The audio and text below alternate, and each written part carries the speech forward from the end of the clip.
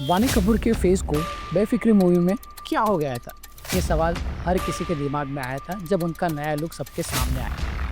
कुछ लोगों ने कहा सर्जरी है, कुछ ने बोला फिलर्स का ओवरडोज है, लेकिन असल में हुआ क्या था और कैसे एक नेचुरली प्रिटी फेस को सोफिस्टिकेटेड स्टार लुक में बदला गया। बेफिक्र के बाद अराउंड 2018 तक उनका फेस थोड़ा पफी या ओवरफिल दिख रहा था, जो फिलर माइग्रेशन का साइड इफेक्ट हो सकता है। उन्होंने हर फीचर्स को सेटल और प्रोपोर्शनेट तरीके से एनहांस करवाया। वानी कपूर ने अपने कैरियर के दौरान और भी कॉस्मेटिक प्रोसीजर करवाए, जिससे उनका लुक रिफाइन होता गया।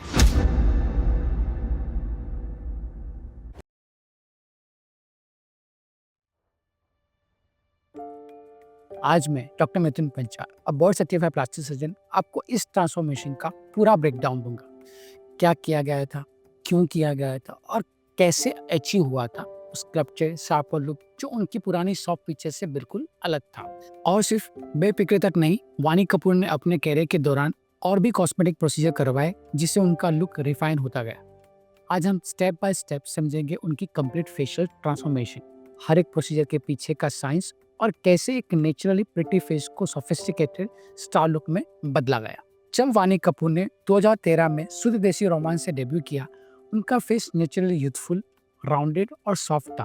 उनका मिड फेस फुल था, चिन स्लाइटली रिसेस्ड थी और नोज सॉफ्ट कंटूर्स के साथ थी। ये सब एक classic neo classical facial harmony को प्रेजेंट करता है। साइंटिफिकली एक बैलेंस फीमेल फेस में वर्टिकल थर्ड्स इक्वल होने चाहिए, यानी कि फोरहेड से मिड फेस और लोअर फेस प्रोपोर्शनेट दिखते हैं। नेजोफ्रंटल एंगल आइडियली 134 डिग्री होना चाहिए, जिसे brow to nose junction smooth दिखता है। और नेजोलेबियल एंगल जो नोज और लिप्स के बीच का होता है, वो 95 टू 100 डिग्री का होता है और फॉर अ फेमिनाइन प्रोफाइल। लेकिन 2016 में बेफिक्र के टाइम पे वानी का लुक काफी ड्रामेटिकली चेंज हो गया। सबसे पहले उनका नोज शार्पर और मोर रिफाइन दिखने लगा।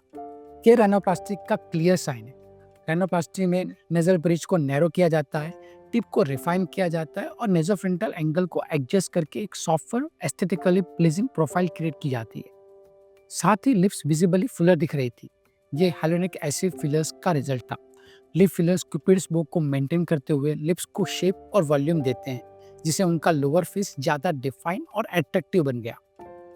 उनका चिन भी नोटिसेबली शार्पर हो गया था, जो चिन फिलर्स या even a small chin implant का रिजल्ट हो सकता है।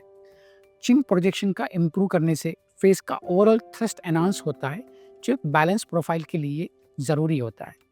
साथ ही जॉलाइन कंटूरिंग की गई होगी, जिसमें लाइकली मस्टिटा बोटॉक्स दिया गया होगा to slim down the lower face, और जॉलाइन फिलर्स से मैंडिबुलर एंगल को शार्पर बनाया गया होगा। आइडियली फीमेल जॉलाइन का एंगुलेशन 120 टू 130 डिग्री के बीच होता है, और वानी ने ये एस्थेटिकली अचीव किया है। उनके चिक बोन भी लिफ्टेड और प्रोमिनेंट लगते थे। ये चिक फिलर से पॉसिबल हो सकता है, जिससे ओजी कर्व एनहांस होता है। ओजी कर्व एक नेचुरल एस शेप कंटूर होता है, जो यूथफुलनेस और फेमिनिटी का हॉलमार्क होता है। जब मिड फेस में वॉल्यूम लॉस या फ्लैटनेस होती है, तो चीक ऑगमेंटेशन से फेस को लिफ्ट और डेफिनेशन मिलता है। बेफिक्र के बाद अराउंड 2018 तक उनका फेस थोड़ा पफी या ओवरफिल दिख रहा था, जो फिलर माइग्रेशन का साइड इफेक्ट हो सकता है। लेकिन उन्होंने इस इश्यू को लाइकली हाइड्रोस इंजेक्शन एंजाइम से थ्रू करेक्ट किया होगा। इससे अनवांटेड फिलर्स डिसॉल्व कर दिए जाते हैं और फेस का नेचुरल बैलेंस रिस्टोर होता है।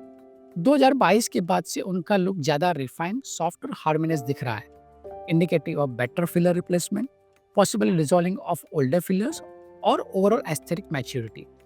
वानी का ट्रांसफॉर्मेशन एक परफेक्ट एग्जांपल है कि फेशियल ब्यूटी सिर्फ एक फीचर पे नहीं, बल्कि ओवरऑल सिमेट्री, प्रोपोर्शन और बैलेंस पे डिपेंड करता है। उन्होंने हर फीचर्स को सेटल और प्रोपोर्शनेट तरीके से एनहांस करवाया।